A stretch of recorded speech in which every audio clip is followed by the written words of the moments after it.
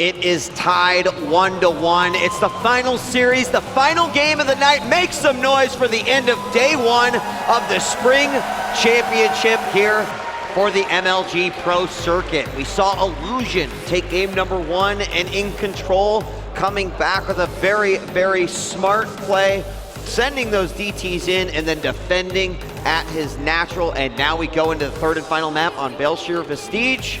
We are going live.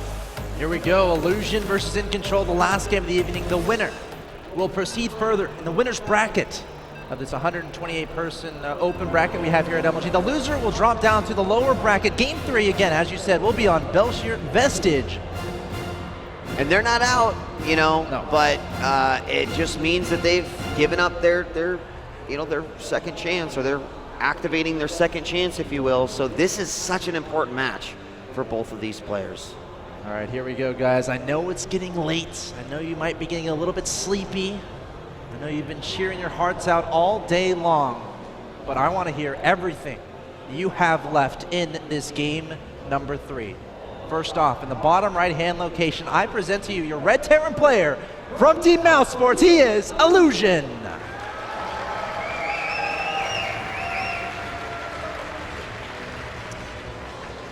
And in the northwest position, as the blue Protoss, showing signs of relief after winning and staying alive in game number 2, but has to win this one to take the series. Give it up for EG's InControl.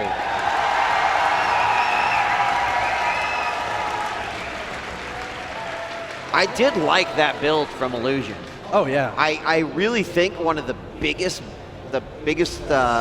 sort of problems that it had was that one Widow Mine dying early on. I mean, the drop follow-up was great, but that Widow Mine could have killed that already damaged Stalker.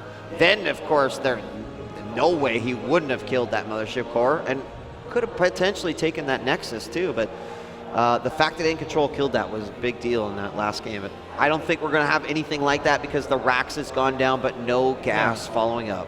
It's a really interesting, like, both divergence and convergence of styles, as far as in game 1, InControl going for the fast Stargate, really investing in the tech.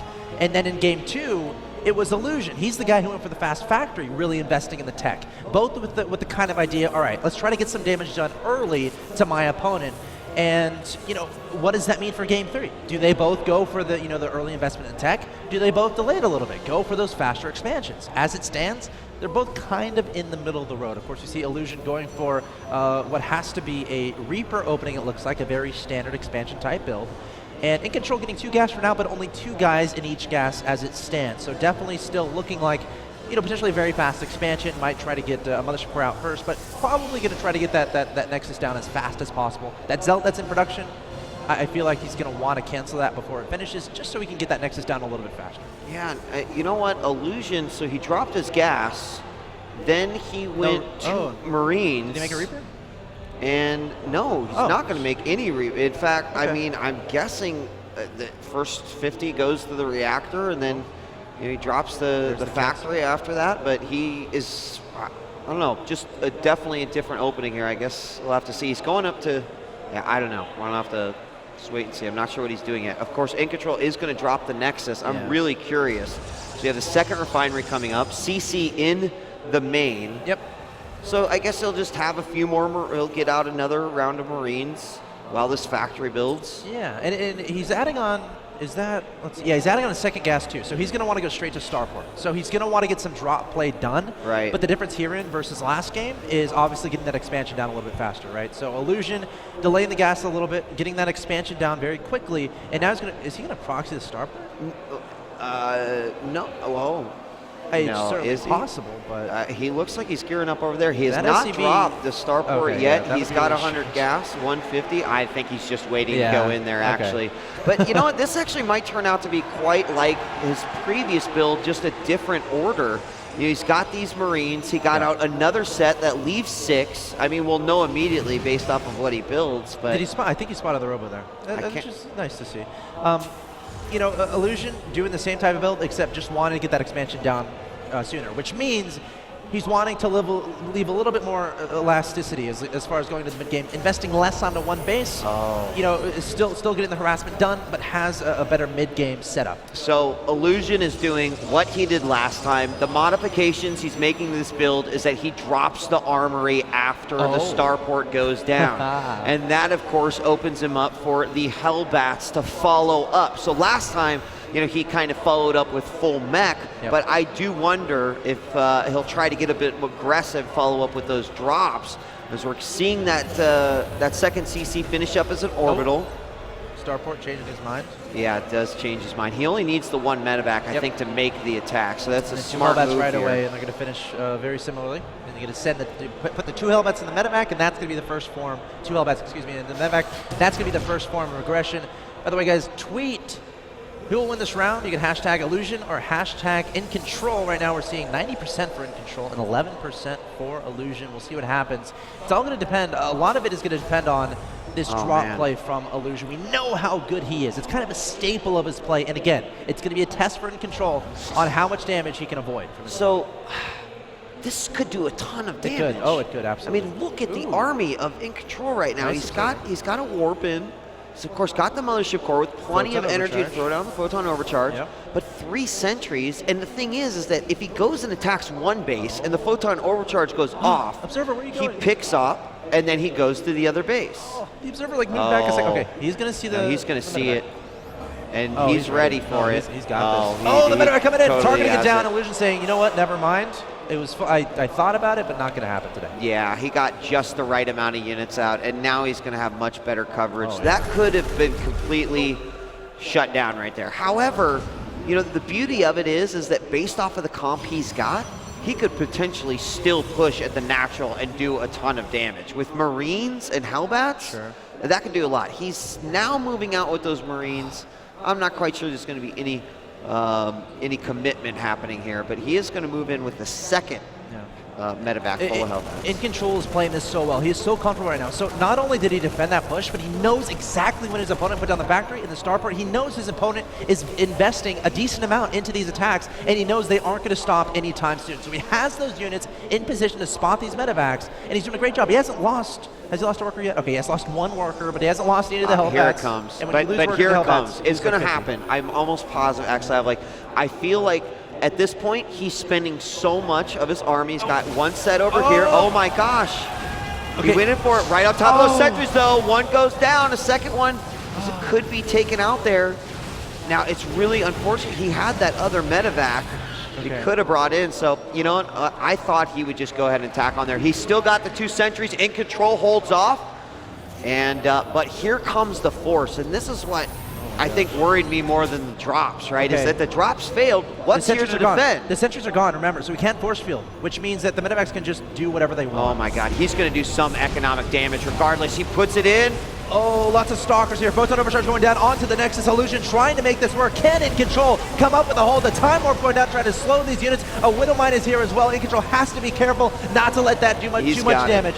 I think InControl's totally got it. The Time Warp is going to help out significantly. There's just 1 Hellbat remaining. The Marines are going to fall as well. And Illusion had such a good opportunity there, but InControl completely shut it down. Good job with the target on the medevacs. Now the Colossus out. His +1 is about to finish both weapons and armor. And you know what? He's following up this with an attack. He killed quite a bit there, including several of the Hellbats. There's no bio left. All right, Illusion going straight into mech. He's going to have Hellbats. He's going to have tanks. And again, it's a bit of a strange situation where even if InControl feels like he has a little bit of advantage, there's going to be tanks sieged up at this natural. So it's not going to be an easy decision to be like, all right, let's attack and do his natural. You can't just make that decision. So placing down a 3rd right away. Now, has he identified this tech path of Illusion? I'm wondering, look at the vision here. Okay, so doesn't necessarily know, but seeing all those Hellbats, you can kind of be like, all right, are you really going into bio? So we'll have to see if he can really get complete confirmation on what his opponent is doing. He needs to be able to identify it, probably add on a 2nd robo. I would like that decision. But again, something to keep an eye on. Observer's going to see this medevac trying to go in again, and he immediately turns back when he sees half of a mini death ball there on the edge of InControl's base.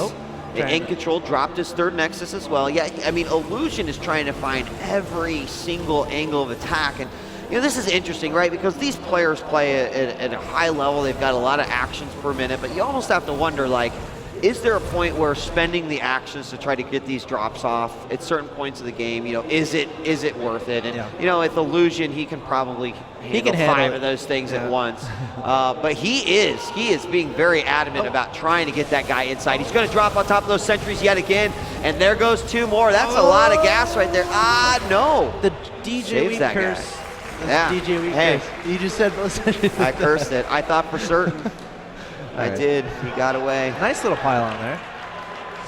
Oh my gosh. Update on the attack at the third. Oh, SCV.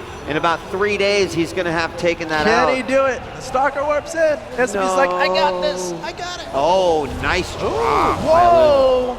That's where those things are going to be pretty effective if he continues the drops, even if it's just a single medevac. Oh, yeah. And the 2 Hellbats. He's going to get those guys. There we go. Nice little... All right. Stalker's able to protect some of the workers there. 10 workers killed at 2 in favor of Illusion, and he's starting to build up this tank force. And gosh, Belshir Vestige, such a tricky map when this is going on. We could see another base trade type thing. It's so hard to engage a Terran player who can siege up properly. Illusion can identify this competition from its opponent. We see a Dark Shrine again in production from InControl. Why and not? a Warp Prism, right? Because Warp Prism's great. Yeah, and this will be really, because the third, of course, he's to tack into it. He's got that advantage, Illusion does, of being able to be on that high ground with the tanks. It's a really hard area to attack. Yeah. But if he just focuses all the attention there and then drops in with the, with the Warp Prism inside the main, we all know one of the problems with mech when it comes to Terran, and that's the fact that they are not mobile, and that's a long ways for them to go to try to defend that. Hellbat, and Illusion's never going to stop with these Hellbat drops. No reason to stop. Hellbats are very cost-efficient units. Just 1 drop is good. We have InControl marching into his opponent's natural expansion here, trying to get his opponent off guard. This could be a great angle, but no, going to back away. Probably a wise decision. That's a decision that you can't really take back when your opponent's entire army is there. InControl not really willing to go for it just yet, waiting for the Dark Templars, it looks like. Yeah, absolutely not. He's going to load up a bunch. Oh, he's going for it. He's going to load up the Hellbats inside and drop in. One of the medevacs not going to fall. The Hellbats from the back, and look at how quick those Colossus fall. He gets the Stalkers on top of the tanks, and they are starting to take care of the tanks, but so much goes down. The Vikings land, and that is an absolute romp for the Terran. Illusion wipes out InControl's entire army. InControl got demolished there. Now 5 DTs warped in again. Deja vu. He's going to have these DTs. Again, these DTs have to do a ridiculous amount of damage here. That was not a good engagement for InControl.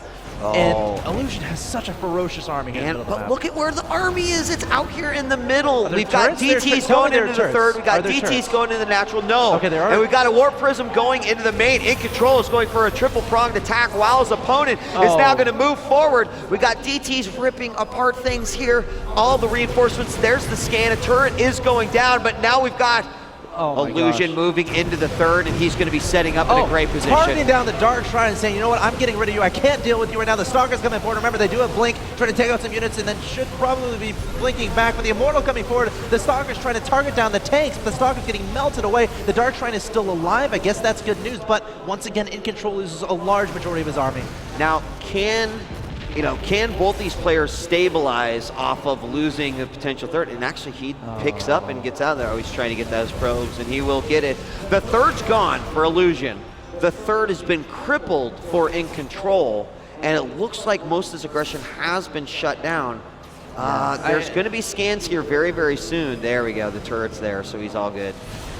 InControl losing so many units here and there, trying to make these Stalkers work. There's the scan to get rid of the DTs. The Blink Micro has to be absolutely perfect here from InControl, but Illusion still has so much stuff. And the difference between this game and last game, Illusion's main and natural are still alive. He's been able to defend those, so InControl has to make it work with these units.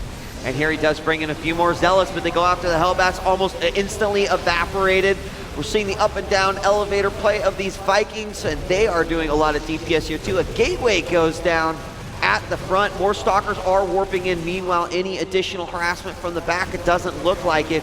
And InControl is on his back foot here with just these Stalkers. He's going to blink forward. He takes out the final tank, and now he's going to go to work on these Vikings, here comes some more reinforcements from the back. Does InControl have another warp in to be able to save this natural? That's a lot of units for the Terran. Oh gosh, Illusion trying to take this game right here, right now, charging into the natural expansion. The Vikings on the ground, but there is a Colossus coming out, so if there's some crazy way he can get that Colossus to do a ridiculous amount of damage while the Vikings are landed, there's a way for InControl to come back, but those probes are debating jumping off the cliff rather than being killed by those Hellbats, but it looks like they're all going to fall. InControl's still in so much trouble.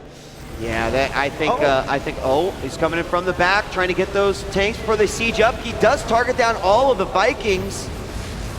And this army is thinning out. The problem is that there are reinforcements coming as sometimes 6 to 8 Hellbats additional tanks every time.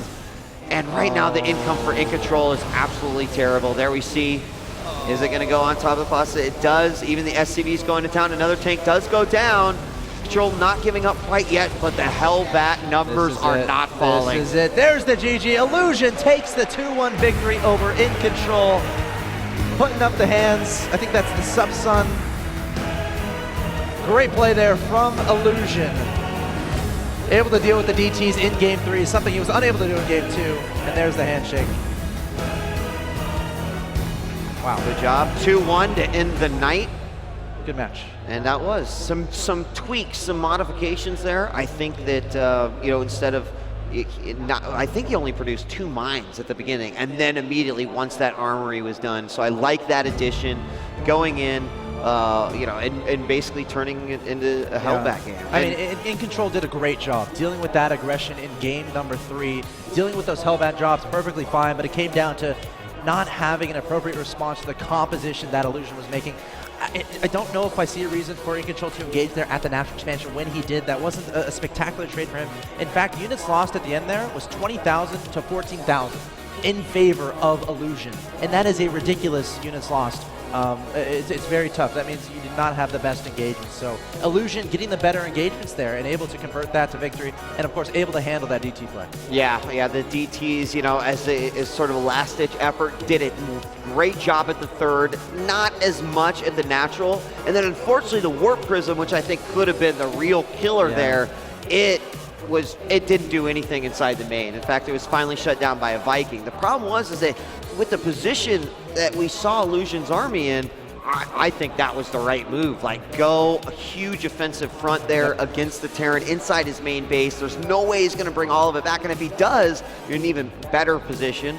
But in that particular case, Illusion said, I probably need to pull the trigger. Let's go. And he had the reinforcements to be able to get it done. So nice job. Good games. Very well played from Illusion. He's going to be advancing to the next round of the winner's bracket round 3, which will be played tomorrow. Yes. Of course, I think we might be done here for the night. We are done for the night. That was the final game. This is the end of day 1. We're wrapping things up now. And probably the first question that you're all asking is like, when do things start tomorrow? Pretty easy. At 10 a.m. PST. Well, it would be easy if I didn't mess it up. 10 p.m. somewhere in the world. a.m. That's right. 10 a.m. PST, starting with the pregame show. That'll be with Axelab and Axel Toss, and then you guys will move on to do game number 1. And then from that point forward, it is going to be all sorts of craziness as people will be eliminated.